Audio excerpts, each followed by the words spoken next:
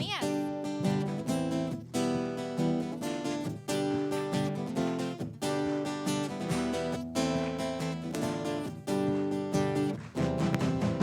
Deus conhece o meu coração, Ele sabe tudo que eu penso, mesmo quando estou sozinho, Jesus está me vendo.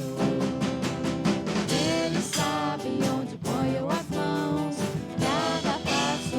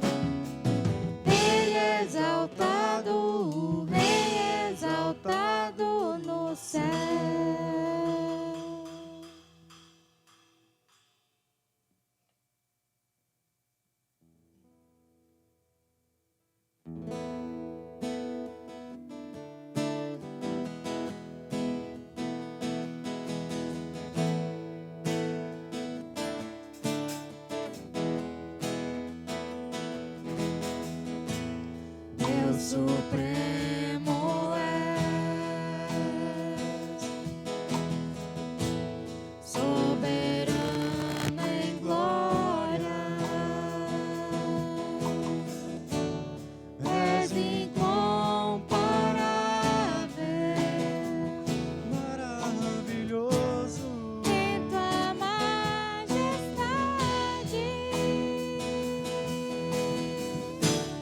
és incomparável, maravilhoso, em tua formosura.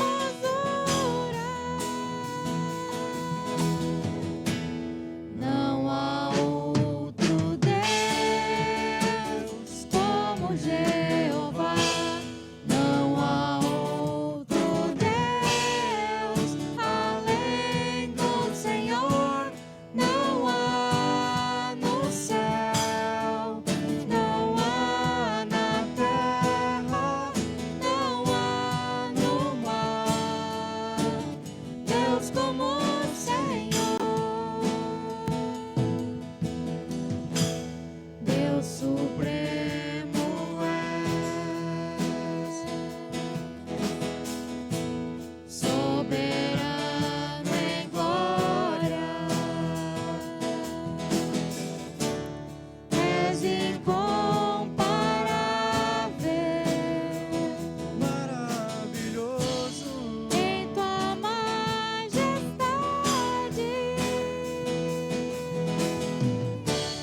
és incomparável,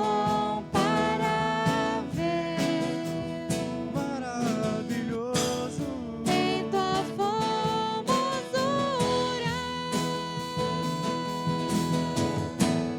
Não há outro Deus como Jeová.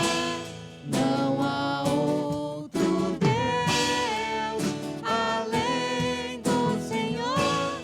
Não há no céu, não há na terra, não há no mar Deus como o Senhor. Não há no céu, não há na terra, não há no mar Deus como o Senhor.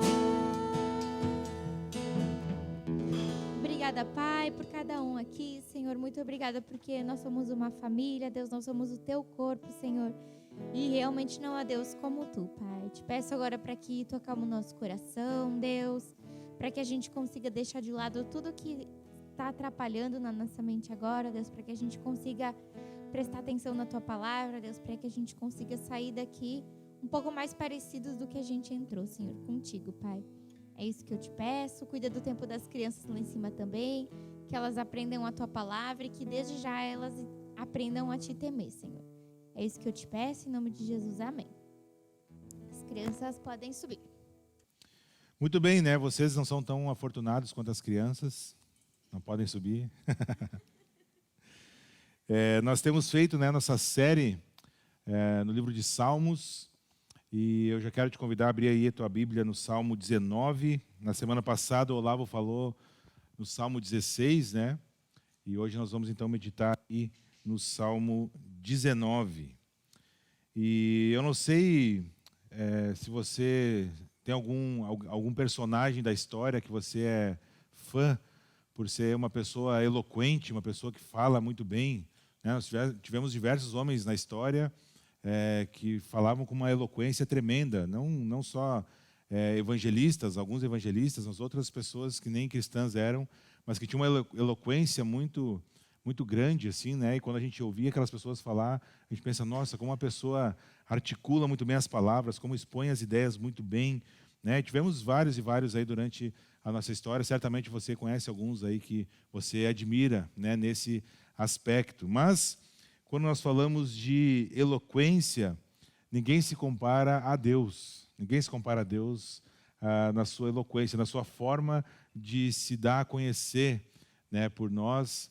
E esse Salmo 19 vai nos falar a respeito de como esse Deus se revela a nós, né? Nós vamos ver aí pelo menos as duas formas como Deus se revela, e de forma muito eloquente esse Deus se revela, de forma muito contundente esse Deus se revela a nós, né? Deus fala com tal eloquência que só os insensatos, só os ignorantes que conseguem deixar isso de lado, né? Só aqueles que são insensatos mesmo é que deixam de reconhecer a existência de Deus e de perceber, né, ou de se render à sua voz quando esse Deus fala ou se mostra.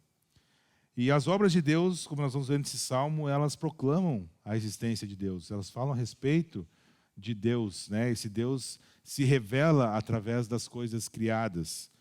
E principalmente quando a gente começa a pensar na questão da criação, né, de onde surgiu o universo, de onde surgiu as coisas que nós conhecemos hoje, quando nós olhamos para a história da humanidade, de onde nós viemos, né? Existem várias teorias a respeito de como as coisas se tornaram como são, né? E a mais famosa de todas é a famosa explosão que gerou então um efeito cósmico. De alguma forma a vida surgiu do nada e foi se multiplicando, evoluindo até que nós estivéssemos aqui nos dias de hoje. Eu ouvi uma ilustração interessante a respeito dessa teoria, né, do Big Bang, de que a probabilidade de acontecer isso é como se nós tivéssemos um carro, um caminhão, melhor dizendo, transportando ingredientes de um bolo. Então pensa aí, quais os ingredientes de um bolo? Farinha, ovos, leite, açúcar, né, muito açúcar, leite condensado, vamos colocar um leite condensado para fazer a cobertura, né, e o caminhão está transportando esses ingredientes todos de um bolo. Mas, por algum motivo, o motorista perde o controle do caminhão, sofre um acidente, esse caminhão começa a capotar na estrada, se revirar, né, como uma batedeira, e os ingredientes vão ali se misturando, e aí o caminhão para de capotar, nosso motorista escapa, né, ele consegue sair, e o caminhão explode, e aí nós temos o fogo, e aí sai um bolo pronto no final de tudo isso. A probabilidade de ter acontecido, como a ciência, alguns cientistas, nem todos ainda, tentam dizer, sem a existência de Deus, é a mesma disso acontecer, né? É quase, praticamente nenhuma. Uma outra ilustração seria como um rato correndo nas teclas de um piano, tocar sem querer ali uma música, né? um Mozart, né? E aí ele toca ali correndo em cima das teclas do piano, sem errar nenhuma nota. É a probabilidade de ter acontecido dessa forma, né? Nós sabemos de onde viemos, sabemos para onde vamos, porque a Bíblia nos ensina a respeito dessas coisas, né? E esse salmo, exclusivamente, né, ele vai falar como Deus se revela, primeiro pelas coisas criadas, então pela natureza, e também pela sua palavra. São essas duas formas a que Deus se revela a nós. Então eu quero te convidar a ler esse salmo agora comigo, dos versículos 1 até o final, até o 14. Então, Salmo 19, do 1 ao 14. Diz assim: Os céus declaram a glória de Deus, o firmamento proclama a obra das suas mãos. Um dia fala disso a outro dia, uma noite o revela a outra noite. Sem discurso nem palavras não se ouve a sua voz, mas a sua voz ressoa por toda a terra, e as suas palavras até os confins do mundo. Nos céus ele armou uma tenda para o sol, que é como um noivo que sai do seu aposento e se lança em sua carreira com a alegria de um herói. Sai de uma extremidade dos céus e faz o seu trajeto até a outra. Nada escapa ao seu calor. A lei do Senhor é perfeita e revigora a alma. Os testemunhos do Senhor são dignos de confiança e tornam sábios os inexperientes. Os preceitos do Senhor são justos e dão alegria ao coração. Os mandamentos do Senhor são límpidos e trazem luz aos olhos. O temor do Senhor é puro e dura para sempre. As ordenanças do Senhor são verdadeiras, são todas elas justas. São mais desejáveis do que o ouro, do que muito ouro puro. São mais doces do que o mel, do que as gotas do favo. Por elas o teu servo é advertido, a grande recompensa em obedecer-lhes. Quem pode discernir os próprios erros? Absolve-me dos que desconheço. Também guarda o teu servo dos pecados intencionais, que eles não me dominem. Então serei íntegro, inocente de grande transgressão. Que as palavras da minha boca e a meditação do meu coração sejam agradáveis a ti, Senhor, minha rocha e meu resgatador. Vamos orar mais uma vez, gente? Senhor nosso Deus, obrigado pelo tempo que já tivemos aqui. Obrigado, Pai, porque temos de fato esse privilégio de termos a Tua palavra exposta diante de nós e que Teu Espírito Santo, Senhor, nos capacite a compreender aquilo que o Senhor tem para cada um nessa noite. Que Teu Espírito Santo tenha liberdade no nosso meio, nos capacita, Senhor, nos dá entendimento da Tua palavra e daquilo que o Senhor tem para cada um de nós aqui, de acordo com a Tua vontade para nós. É em Teu nome que nós oramos e que agradecemos. Amém. Amém. Muito bem, então, o Salmo 19, lembra que na primeira mensagem, então, nós vimos lá que dentro dos Salmos existem 5 livros, né, dos Salmos, e o Salmo 19 está ainda dentro desse primeiro livro, e a maioria dos Salmos aqui, nesse primeiro livro, fala de Deus, ou fala do seu ungido, né, estabelecendo e vencendo batalhas, vencendo guerras, e aí está sempre nesse contexto, né, de batalha. E aí nós temos esse Salmo que sai desse contexto todo e se volta especificamente para Deus, a sua criação e para a sua palavra. Como é que nós podemos encaixar, né, esse Salmo aqui dentro desse primeiro livro? Primeiro que ele faz parte de um bloco, né, do Salmo 15 ao 24, né, tem alguns blocos ainda dentro desses livros, e o Salmo 19 faz parte desse bloco, né, desse segundo bloco. E se nós olharmos depois em casa, você pode olhar o Salmo 17 e o 18, Davi fala muito sobre essa questão da batalha, como Deus o livrou das mãos dos seus inimigos, né, o salvou nas suas batalhas. E aqui é como que fosse o ápice, né, do 17, 18, e o ápice, então, é o 19, onde Davi para de olhar para aquilo que está acontecendo ao seu redor e volta os olhos, então, para Deus, para a sua criação, para esse Deus que se revela, e volta os olhos também para a sua palavra. Então, por isso que esse salmo ele é um pouco diferente dos outros salmos ali, que vem antes e depois, porque é quando Davi está exultando em Deus, esse Deus que o livra dos inimigos, que o salva nas batalhas, né, que o poupa a sua vida, e aqui então ele está adorando, né, exaltando esse Deus, sobre como ele se revela. E esse salmo então nos ensina sobre a excelência de Deus, né, nas duas revelações, nas suas duas formas de se revelar a nós. A primeira é a sua criação, né, uma revelação através da sua criação, das coisas criadas, e a segunda, então, é pela sua palavra. E a pergunta por trás desse salmo é como Deus se revela. E aí, para responder essa pergunta, eu fiz de novo, como assim na primeira mensagem dos Salmos, uma riminha, para a gente captar a ideia. A outra vez não deu muito certo, eu acho. Não sei quantos de vocês demos a riminha, mas ajuda a gente a memorizar, né? Depois eu vou mandar, inclusive, no roteiro da célula aí para vocês tentarem memorizar. Mas essa é mais fácil, vai. É mais fácil, vamos tentar. Ó. Deus se revela pela palavra e pela criação, ok? Deus se revela pela palavra e pela criação. É ignorado pelo insensato, mas traz crescimento e aspirações mais elevadas aos cristãos. Certo? Não é tão difícil assim, né? Deus se revela pela palavra e pela criação, ok? Essa é a primeira ideia. O insensato ignora isso, mas traz crescimento e traz aspirações maiores para todos os cristãos, certo? Então, essa é a ideia, né, deste salmo, essa rima para a gente tentar memorizar, né, a ideia total desse salmo. Mas então, a primeira forma que Deus se revela a nós é através da sua criação, versículos 1 até o 6, nós vamos ver mais detalhadamente como que isso se dá. Então, a primeira característica dessa revelação através da criação no versículo 1, é uma revelação muito clara, certo? Os céus declaram a glória de Deus e o firmamento proclama a obra das suas mãos. Então, essa é uma revelação que é muito clara. A gente foi criado com a capacidade de olhar ao nosso redor, de olhar para as coisas que Deus fez, de olharmos para o céu. Eu não sei se você observou, teve o privilégio essa noite, no final de tarde, de olhar para o pôr do sol, agora de tardezinha, E o céu estava um verdadeiro degradê, desde roxo até laranja. Estava lindo. E a gente tem a capacidade de olhar para isso e perceber a digital de Deus nisso. Cada final de tarde, cada amanhecer, é como se Deus quase pintasse um quadro novo. Nenhum é igual. Cada um tem a sua beleza, as suas peculiaridades. E nós podemos perceber as digitais do Criador nessas coisas. Eu estou falando de um aspecto só. A gente pode pensar quando estamos na praia, no calor, que muitos sentem saudades, eu não. Mas quando estamos na praia, no calor, e aí tem aquele pôr do sol na praia, ou a gente dá um mergulho no mar, ou a gente olha para aquela imensidão de água na nossa frente, podemos também perceber as digitais do Criador ali. Ou em pequenas coisas, quando, por exemplo, vamos fazer um exame de sangue. Já parou para pensar em quantas coisas são avaliadas no nosso sangue? Num simples exame?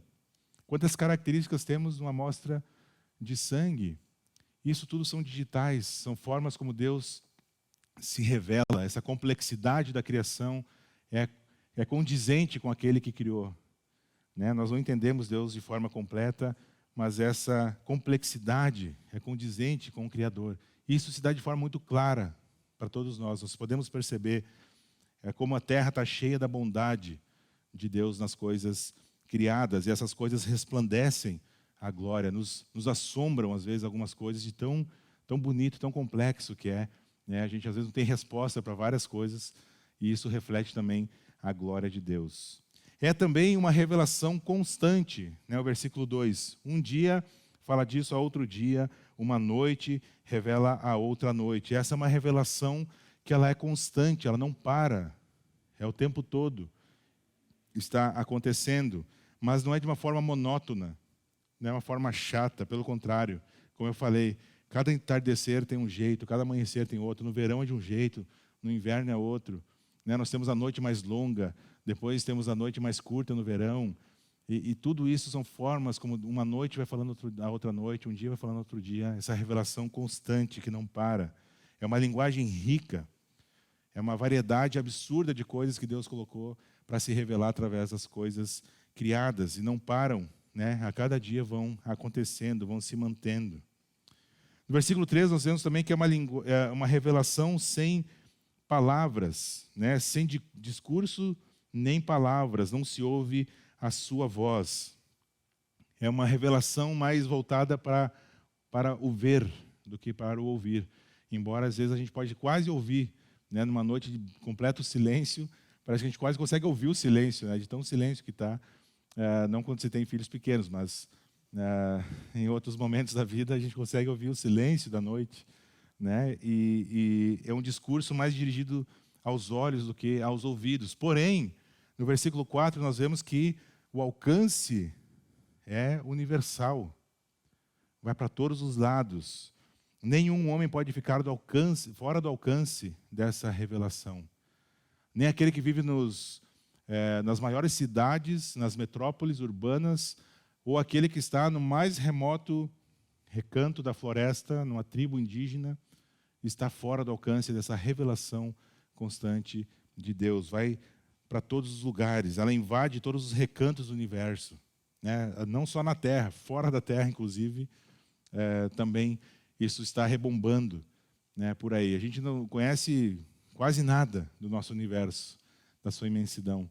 Então, isso também já revela a grandeza de Deus. E até lá, essa criação fala desse Deus que se revela através da criação. Então, é uma revelação universal. Todos, sem exceção, sem distinção, são alcançados pela revelação divina em todos os confins da terra, do universo, porque foi Ele que criou.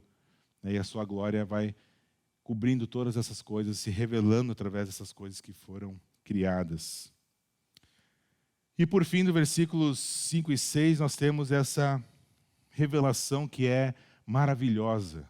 Davi, esse é um salmo de Davi, e ele usa o sol, como ele usa a imagem de um noivo. Claro que ele tem na mente a ideia daquele casamento judaico, em que o noivo sai para buscar a noiva, e aí os dois, e é uma festa na ida, com aqueles que vão participar, como se fossem os padrinhos, vamos dizer assim. E aí vai na casa da noiva, pega a noiva, e os dois vêm pelas ruas fazendo festa até o lugar onde vai ser de fato a festa. E Davi usa essa imagem para falar do sol, né? E também, talvez, Davi tenha na sua cabeça ali uma ideia de usar o sol, porque o sol também era visto por aquele povo, né, que não conhecia Deus, como um Deus. O sol era tido como um Deus, a lua era um Deus, o sol era um Deus. E Davi, talvez sabiamente, usa essa imagem do sol que vai pelo caminho estabelecido por Deus para ele, né, e se põe como um noivo ali, todo arrumado, e nada foge do seu calor. Ao mesmo tempo, Davi está dizendo, e esse sol que é tão maravilhoso, tão bonito e poderoso, porque nada foge do seu calor, ele também só vai pelo caminho estabelecido pelo Criador, e está submisso a ele. Não se desvia de nenhum lugar, nenhum lado, não faz o que quer. Ele também está debaixo do senhorio desse Deus que criou o sol, né? Então essa é uma revelação que é maravilhosa. Embora o sol glorioso é submisso a Deus também. A pergunta é: quantos recebem essa mensagem da criação? E Paulo vai nos dizer lá em Romanos capítulo 1 que poucos percebem ou recebem essa mensagem. Romanos capítulo 1, versículos 20 até o 21, diz o seguinte: pois desde a criação do mundo, os atributos invisíveis de Deus, o seu poder, seu eterno poder, a sua natureza divina, têm sido vistos claramente, sendo compreendidos por meio das coisas criadas, de forma que tais homens são indesculpáveis, porque tendo conhecido a Deus, não o glorificaram como Deus, nem lhe renderam graças. Mas os seus pensamentos tornaram-se fúteis, e o coração insensato deles obscureceu-se. O que Paulo está nos dizendo aqui em Romanos, e talvez quando escreveu esse texto tinha em mente o salmo que nós temos aqui diante de nós, é que nenhum homem na face da terra é indesculpável diante de Deus por não conhecê-lo.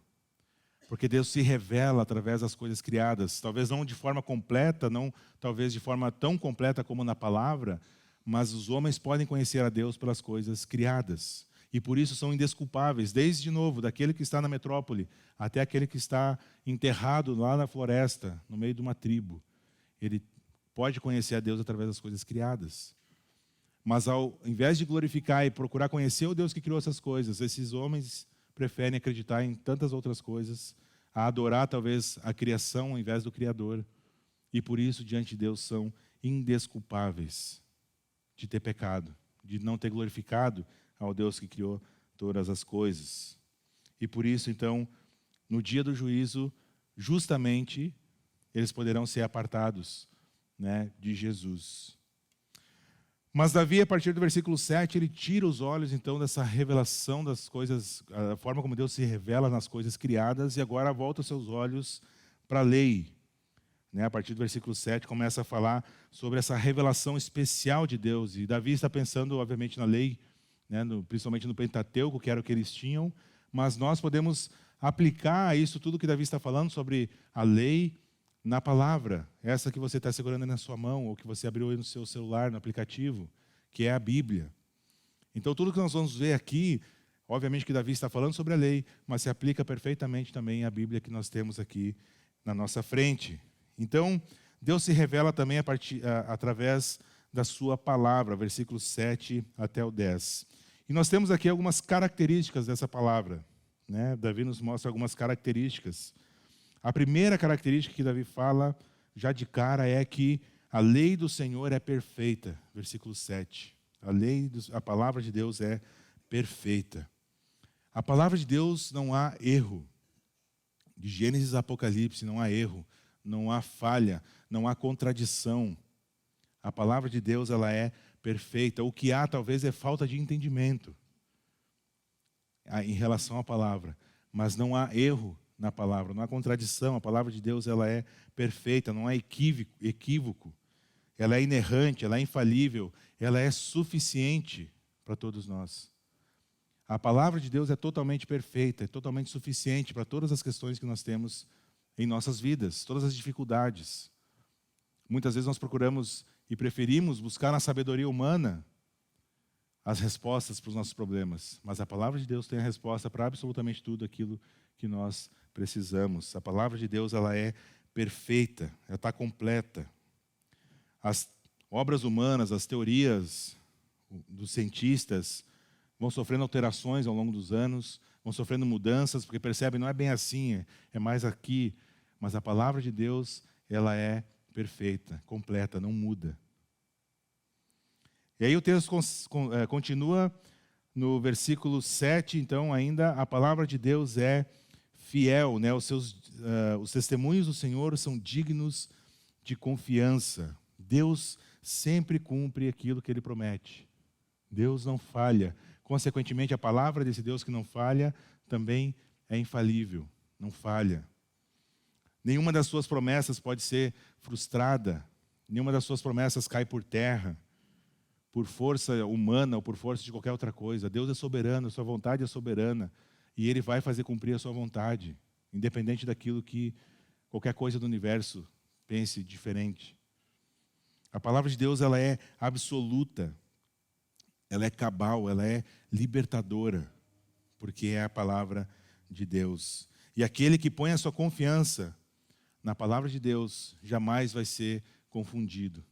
Pode ser que, de novo, haja uma dificuldade de entendimento, mas não vai haver confusão por causa da palavra, talvez do meu entendimento da palavra. E eu preciso estudar, preciso crescer no meu entendimento. Mas a palavra, ela nunca vai trazer confusão. Quem confia na palavra, porque confia no Deus da palavra, não vai ser confundido. Porque a palavra de Deus, ela é fiel. Mas o texto continua e nos dá mais características dessa palavra. A palavra também é justa, versículo 8. Os preceitos do Senhor são justos. A palavra de Deus é justa porque Deus é justo, porque o Deus da palavra, Ele é justo. E a palavra de Deus é justa quando ela revela na sua majestade a soberania de Deus, o poder de Deus e também enfatiza a sua misericórdia. A palavra de Deus nos mostra os atributos desse Deus que é justo. O seu poder, a sua soberania, também a sua graça, a sua misericórdia, mas nenhum desses atributos é mais do que outro. Deus é igual em todos os atributos. E a palavra de Deus é justa porque justamente esse Deus é justo. Então a palavra de Deus é justa quando ela fala que o homem é barro, mas também fala que esse barro é alvo do imensurável amor de Deus. A palavra de Deus é justa porque quando ela fala da vida daqueles que são descritos aqui, dos santos de Deus, ela não omite as falhas desses homens. Pelo contrário, ela mostra a ação de Deus perdoadora, a misericórdia de Deus atuando nos seus erros, nas suas falhas. Ela não esconde. E por isso a palavra de Deus é justa, porque não são esses homens o centro e o alvo, mas é o próprio Deus e a sua misericórdia por nós. Então a palavra de Deus é justa por causa de tudo isso. Versículo 9, a palavra de Deus é pura. As ordenanças do Senhor são verdadeiras, né? Ou justas e também é pura. A palavra de Deus é pura e santa porque o autor da palavra é santo e é puro. E a palavra de Deus, já falamos outra vez isso aqui, é diferente eu falar que a palavra de Deus contém a palavra de Deus e ela ser a palavra de Deus. E a Bíblia é a palavra de Deus, não contém, ela é a palavra de Deus. E por isso que essa palavra ela é pura, ela é santa. Tudo que procede de Deus é santo, tudo que procede de Deus é puro. Mas ela não somente é pura, mas a palavra também purifica. Nela não há nenhuma contaminação. A palavra é luz aonde chega. Todos nós andávamos em trevas, em nossos pecados. E um dia ouvimos a palavra. E essa palavra irrompeu nas trevas como uma luz e nos atraiu de forma irresistível a Deus. Aonde a palavra chega, as trevas e o pecado não podem prevalecer. A palavra de Deus também é eterna, outra característica. Dura para sempre. Os conceitos, os dogmas, as filosofias humanas vão passar, vão cair no esquecimento. mas a palavra de Deus vai permanecer para sempre. A Bíblia não sofre revisão, ao contrário do que diz alguns pregadores aí bem famosos, ela não precisa de atualização. Ela não precisa de uma nova interpretação, porque a Bíblia é completa, a Bíblia é atual, em todas as eras, sempre foi e vai ser até que nós voltemos para casa. Ela nunca fica velha ou ultrapassada, né? O Hernandes Dias Lopes, ele fala o seguinte sobre esse versículo: a palavra tem resistido a toda sorte de perseguição, triunfou sobre as fogueiras, foi trancada nas bibliotecas, foi proibida, caçada como um livro perigoso. A fúria dos homens maus e a sanha do inferno têm maquinado contra a Bíblia. Homens blasonando arrogantemente suas teorias têm se levantado com empáfia, em nome da ciência, tentando ultrajar e desacreditar as Escrituras. Mas seus argumentos enganosos caem na vala do esquecimento. E a palavra de Deus, impávida, sobranceira, segue sua trajetória vitoriosa como palavra infalível, inerrante e eterna. De várias formas a Bíblia já foi tentada ser desacreditada, proibida, caçada, queimada, e ela permanece. Porque é a palavra de Deus. E é Deus quem faz com que ela permaneça. Não adianta esses homens, conceitos, querem ir contra. Não tem como, não tem força humana que possa vencer. Porque é a palavra de Deus. E aí então nós temos aqui as características, né, da palavra, nós temos agora os efeitos. Davi também fala dos efeitos da palavra de Deus naqueles que creem. Aí voltando para o versículo 7, então, a primeira característica, a lei do Senhor é perfeita, e nós temos um efeito dessa palavra. O que ela faz? Ela revigora a alma. As filosofias humanas, religiões, jamais vão poder trazer o homem de volta para Deus. Só há uma forma de voltar, só há um caminho, uma pessoa que é capaz de nos levar de volta para Deus. O esforço, os méritos, a religiosidade vazia, a religião, o jeito de fazer, um jeito de andar, uma lista de obediência, isso não vai nos levar de volta para Deus. Mas a palavra de Deus é a luz. O crer vem pelo ouvir, certo?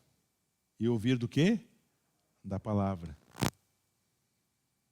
É a palavra que é usada como instrumento por Deus para nos trazer de volta, para nos convencer do pecado. Ela é o fogo que purifica, é a marreta que quebra o coração duro, despedaça. E aí Deus começa a fazer novas todas as coisas. Hebreus 4, versículo 12 diz: pois a palavra de Deus é viva e eficaz, é mais afiada que qualquer espada de 2 gumes.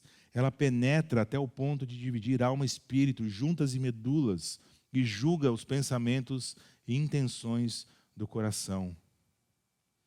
É a espada de Deus que vai penetrando profundamente nas nossas vidas quando nós ouvimos ou lemos, né, e tentamos viver.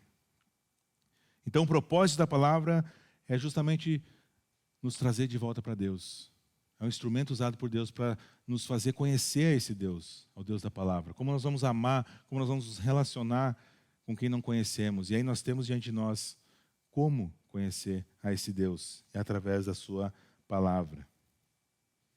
Somos santificados pela palavra. O conhecimento da verdade é o que nos liberta. E a verdade é a palavra de Deus.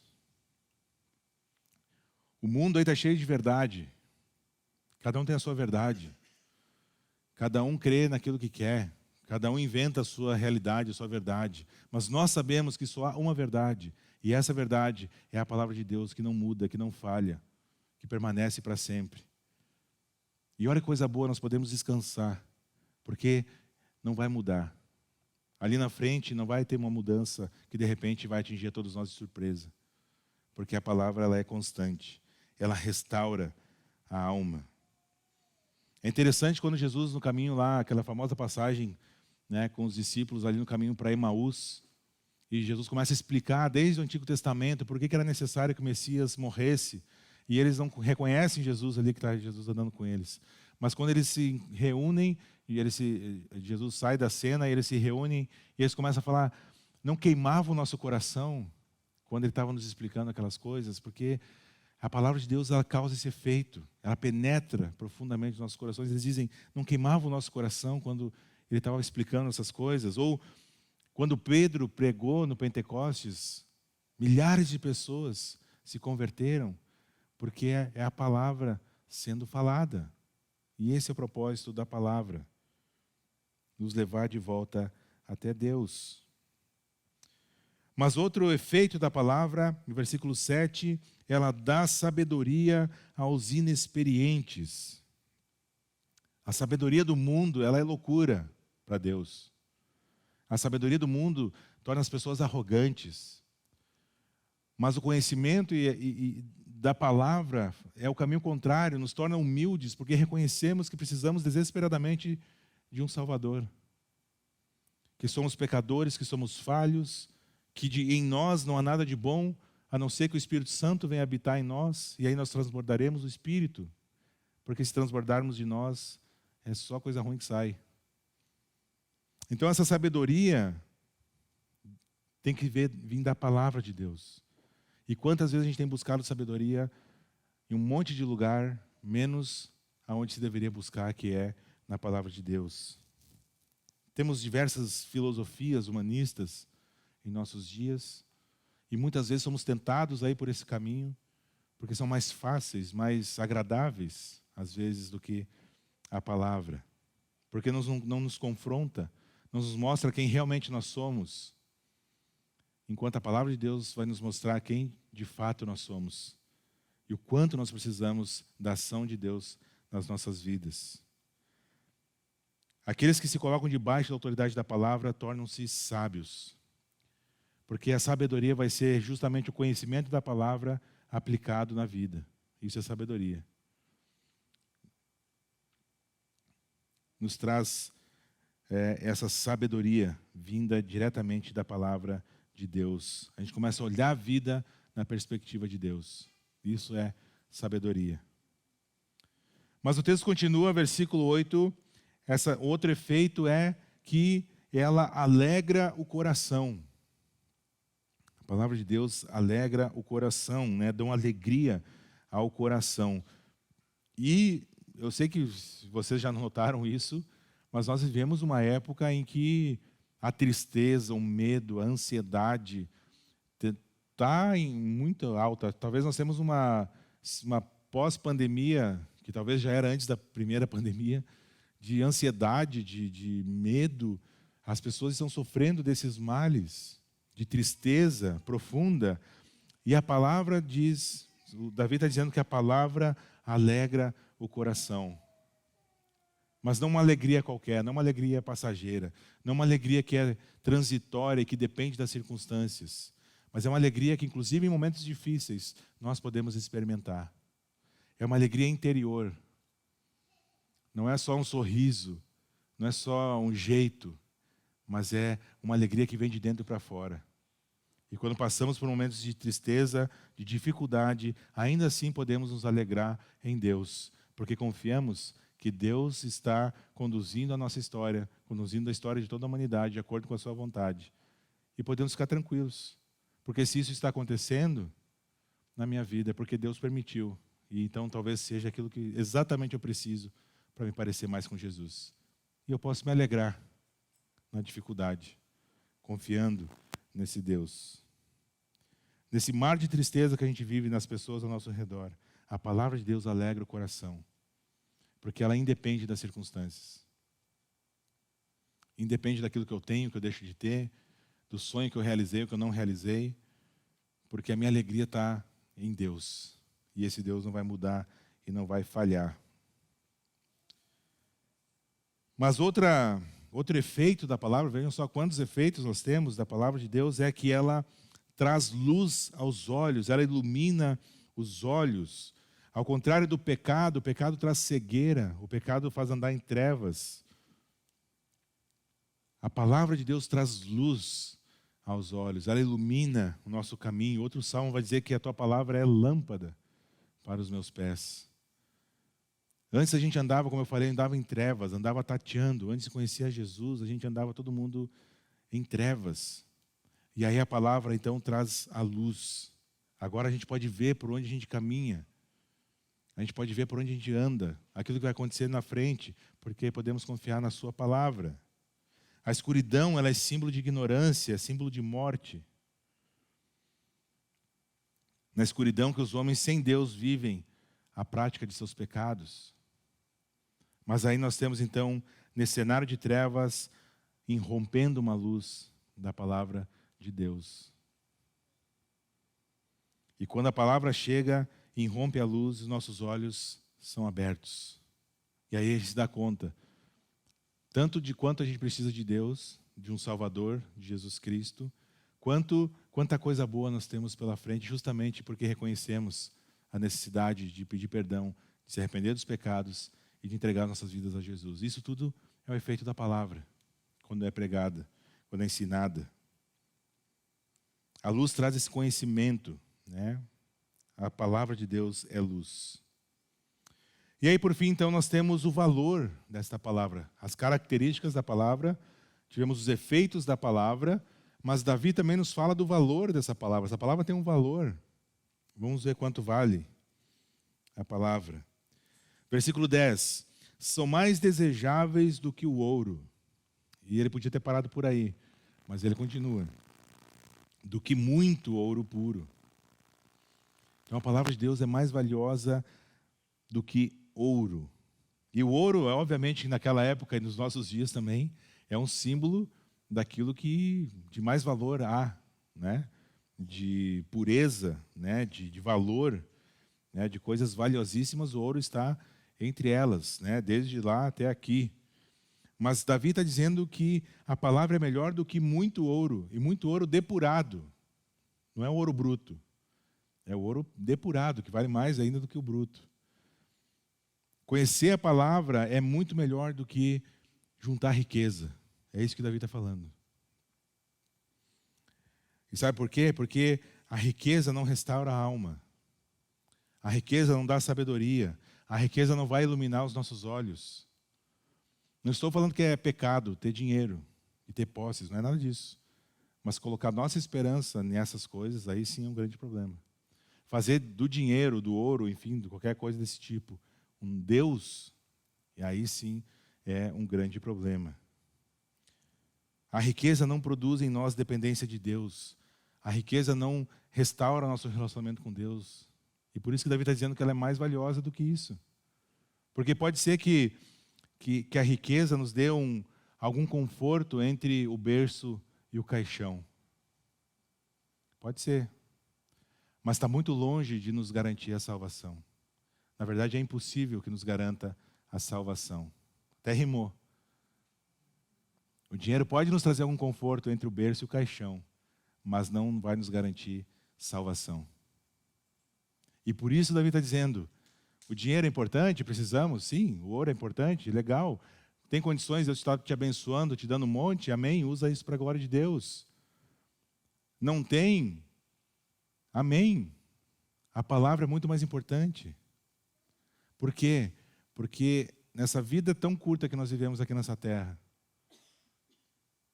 juntar um monte de coisa, onde Jesus vai dizer, para nós não acumularmos aqui, aonde o que acontece? O ladrão rouba, a traça, a ferrugem corroem, mas acumulem tesouros nos céus. E por isso a palavra de Deus vale mais do que o ouro. Essa é a lógica por trás do que Davi está dizendo aqui.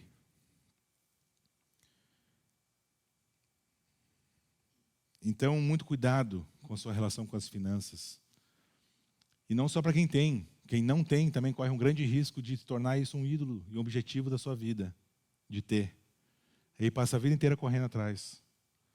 E aquele que já tem, às vezes se torna um ídolo porque ele se preocupa em manter ou em ganhar mais.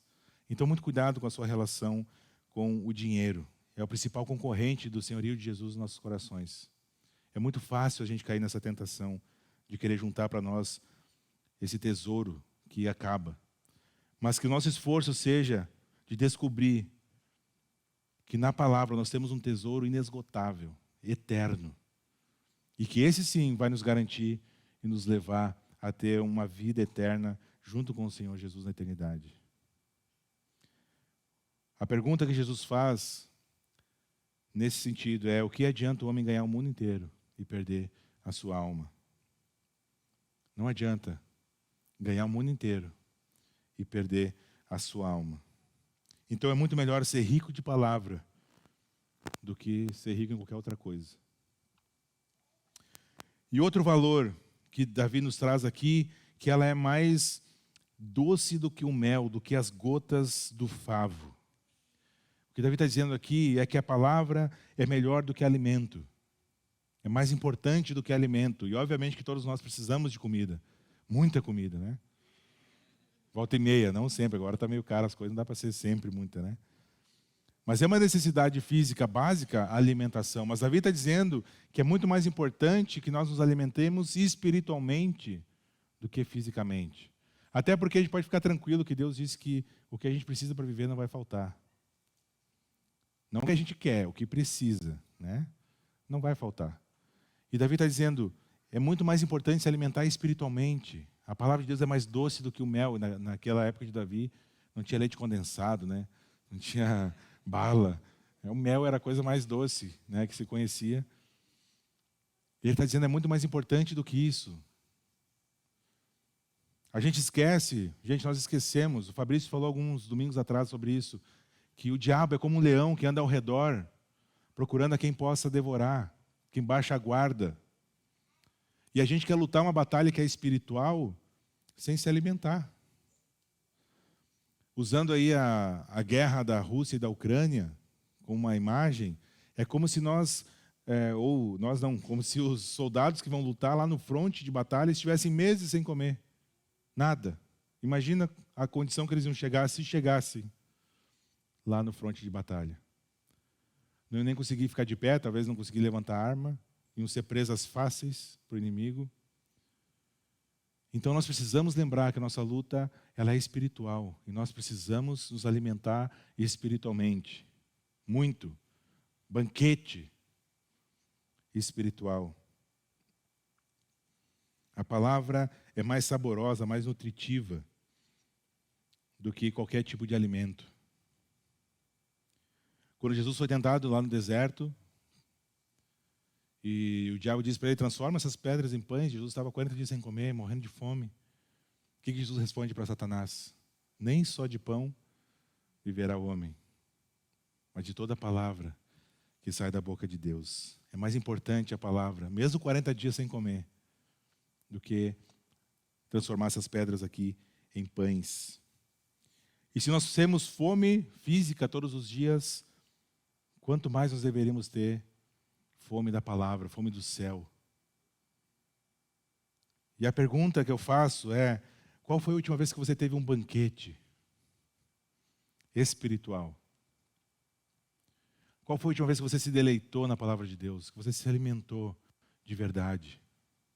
Não só aquela leitura lá, copiou lá um versículo e tal, mandou para um amigo. Um tempo de qualidade, de leitura, de estudo, de se aprofundar na palavra, de se deleitar na palavra. Qual foi a última vez? É mais importante do que o alimento.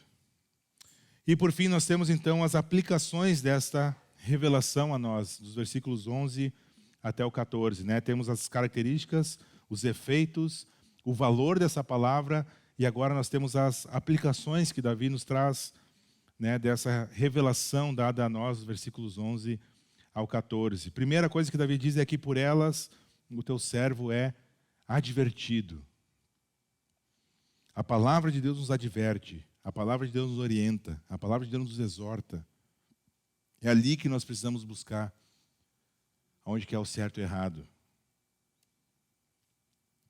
A palavra vai mostrar os perigos dos nossos próprios corações, daquilo que nós estamos desejando, querendo, vão ser confrontados pela palavra de Deus.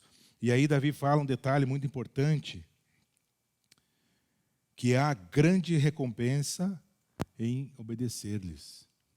A gente lembra, né, constantemente, eu falo para minhas filhas, para meus filhos, principalmente para a Helena, que é mais velha, eu digo, Helena, a desobediência sempre vai ter consequência. Ah, por que eu perdi o desenho? Por que eu tô... Porque a desobediência tem consequência. Eu digo, quando o papai erra, quando falha, o papai do céu também traz consequência, permite que as consequências venham sobre as nossas vidas, os nossos erros. Mas a gente esquece que a obediência a Deus também vai ter consequência na nossa vida. E Davi está dizendo que a grande recompensa em obedecer a palavra de Deus, a bênção na obediência. E a gente precisa lembrar que a obediência a Deus também vai ter consequências positivas para nossas vidas. Então, o nosso esforço tem que ser de se submeter a toda a palavra, não só aqueles versículos que a gente mais gosta, os mais difíceis a gente deixa de lado. Não, é toda a palavra. Se submeter, obedecer. Versículo 12, faz o homem discernir o seu pecado. Quem pode discernir os próprios erros? Absolve-me dos que desconheço. Somente pelo estudo e aplicação da palavra em nossas vidas, nós vamos criar discernimento. Sabe o que é discernimento? É saber o que é certo ou errado de acordo com um padrão. E qual o padrão que nós temos? A palavra. E como nós vamos saber o que é certo e o que é errado? Estudando a palavra, se dedicando, conhecendo. E aí nós vamos ter discernimento. Quando as situações se apresentarem na nossa vida, a gente não precisa ficar dizendo, meu Jesus amado, o que eu faço agora? Porque a gente já sabe o que fazer agora. Porque a gente estudou, porque a gente se aprofundou, porque a gente conhece. E aí a gente tem discernimento, a gente sabe separar o que é certo e o que é errado de acordo com a palavra de Deus. E isso também vai incluir os pecados. Eu vou discernir aquilo aonde eu tenho pecado. E aí uma outra aplicação do versículo 13 é que nos livra da dominação do pecado. A palavra nos torna humildes e nos coloca no nosso devido lugar. E só quem é confrontado pela palavra, vai reconhecer a necessidade de ser liberto do pecado. E o pecado, como nós temos dito aqui, precisa ser um acidente. Não pode ser uma prática constante em nossas vidas. Não pode ser, não tem como eu ter comunhão com um pai praticando pecado deliberado, sabendo, sendo dominado pelo pecado. Se eu não for dominado pelo pecado, Davi continua, então serei íntegro, inteiro diante de Deus, no meu relacionamento com Deus. O pecado separa, nosso relacionamento corta a nossa comunhão com o Pai.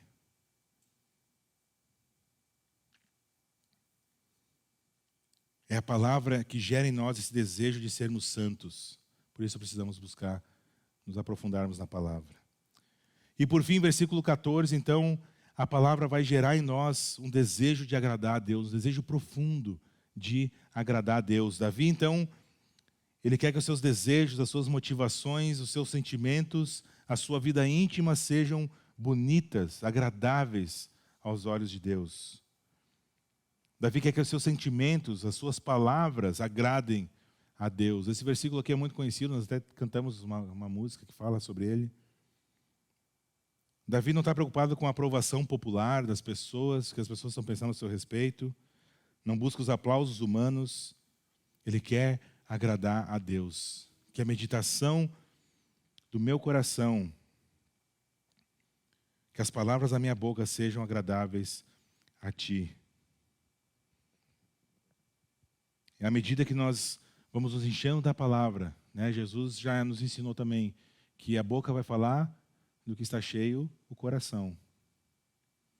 E aí nós vamos nos enchendo da palavra. E aí a meditação do meu coração vai ser agradável a Deus, porque estou cheio da palavra. E aí as minhas palavras vão ser agradáveis a Deus, porque é a palavra do próprio Deus. Se dentro de nós habitar a palavra, dos nossos lábios vai brotar palavra. Para nós encerrarmos, esse salmo, então, ele sai da revelação geral, da criação, vai para a palavra e se encerra com uma oração pessoal, né, de Davi, um pedido de Davi a Deus ali muito pessoal. Deus é esse Deus que se revela, Deus quer ser conhecido. Ele não está se escondendo da gente. Deus se revelou a nós, Ele quer ser conhecido. e nós temos como conhecê-lo através da sua palavra. Davi termina dizendo que a palavra o levou a conhecer a Deus como seu refúgio, né, a rocha, como seu resgatador, como seu salvador. Porque ele olhou para as coisas criadas, olhou para a palavra e reconheceu que esse Deus é de fato a sua rocha e o seu resgatador. E que esse processo seja uma verdade constante na vida de cada um de nós. De buscarmos conhecer a palavra, de olharmos as coisas criadas e glorificarmos a Deus com nossas vidas, com a nossa meditação e com as nossas palavras. Amém? Eu quero te dar um tempo, nós vamos ter a ceia, mas eu quero te dar um tempo aí para que você converse com Deus. Eu não sei como você chegou aqui, Deus sabe como você chegou aqui, você sabe como chegou aqui. Tenha um tempo agora, diante de tudo isso que foi falado, de se reconciliar com Deus talvez, de pedir perdão a Deus talvez por algum pecado que você identificou na sua vida. O texto de 1 Coríntios 11, que Paulo usa para a ceia, diz: examine-se cada um a si mesmo, e depois coma do pão e beba do cálice. E o meu convite para você é esse: examine-se a si mesmo. Tenha um tempo aí com Deus, eu vou te dar alguns minutos. E use esse tempo para se colocar diante de Deus, acertar seus ponteiros. Depois nós vamos participar juntos da ceia. Amém? Amém? Até que o nosso Senhor Jesus venha, nós estamos por aqui, que a gente cresça em conhecimento e prática da sua palavra e glorificando assim o nome dele, né? Com o nosso meditar, com nossas palavras, com as nossas vidas. Então, que Deus abençoe cada um de nós. Até semana que vem, se Deus permitir, quiser, e se Jesus não tiver voltado até lá. Amém?